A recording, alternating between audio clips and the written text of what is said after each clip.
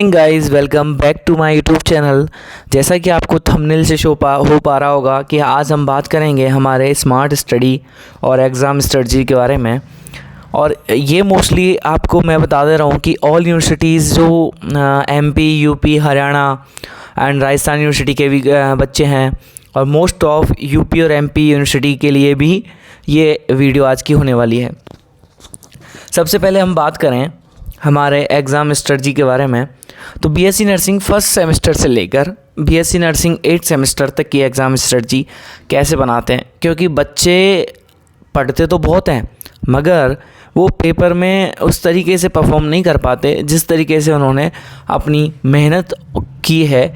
इसीलिए हम उसी स्ट्रेटजी के बारे में आज बात करेंगे। तो सबसे पहले अगर देखी जाए तो फॉर ऑल सेमेस्टर, सभी सेमेस्टरों के लिए ये प्लान होता है।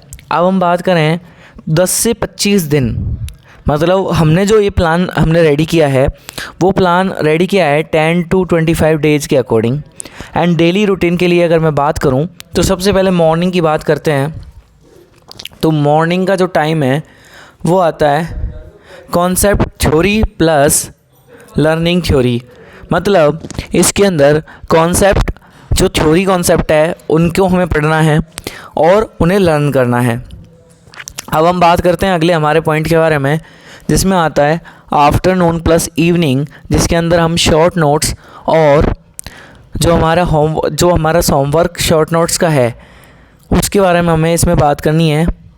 और फ्लैश चार्ट से बहुत सारी चीज़ें आसान हो जाती हैं, क्योंकि फ्लैश चार्ट पढ़ने से हम किसी एक बड़े पर्टिकुलर जो शॉर्ट नोट होता है उसको एक छोटे साइज़ के अंदर कन्वर्ट कर सकते हैं। सबसे बड़ी बात ये होती है फ्लैश चार्ट के अकॉर्डिंग, क्योंकि आपको पता होगा कि हमने कुछ वीडियो के अंदर फ्लैश चार्ट से रिगार्डिंग कुछ वीडियोस आपको बनाकर भेजी थी, तो उससे बहुत सारे बच्चों को इतनी हेल्प मिली कि उन्हें एग्ज़ाम के अंदर अच्छा परफॉर्मेंस देखने को मिला उन बच्चों का।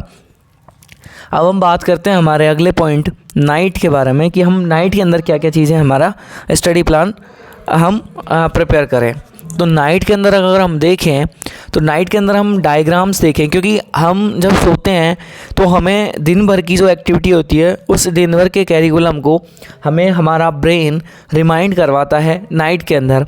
तो सबसे अच्छी चीज़ होगी डायग्राम, PYQs और रिवीजन। जो हमने सुबह से शाम तक जो भी एक्टिविटी करी है उसका रिवीजन हम नाइट के अंदर कर सोएं, ताकि हमारा ब्रेन उसे रिकॉलिंग करे और रिकॉलिंग करके उसको परमानेंट मेमोरी के अंदर शिफ्ट करे। तो आप सब समझ पा रहे हो कि इन चीज़ों के अकॉर्डिंग हम इन चीज़ों को हम कर सकते हैं। ठीक है सर, अब हम बात करते हैं हम स्मार्ट स्टडी के बारे में, कि स्मार्ट स्टडी के अंदर हम क्या क्या चीज़ें कर सकते हैं। हम सबसे पहली चीज़ कर सकते हैं important topic, short notes, diagram plus flash chart, PYQs और एक्सेप्टेड क्वेश्चंस।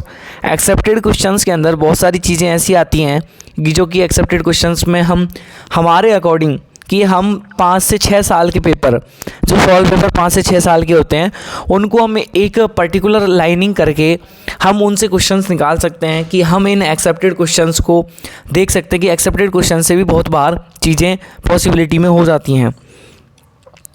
ठीक है, smart study is not allowed the number of hours you study, it is almost how to sufficient effectively you use the learning hour. जो आपके learning हावर है उनको आप कैसे use कर रहे हो वो स्मार्ट स्टडी होती है। अब मैं बात करूँ हमारे एग्ज़ाम हॉल मार्कर की, मार्क हैक करेंगे हम एग्ज़ाम हॉल में जो मार्क्स हैं उनको हैक कैसे करेंगे।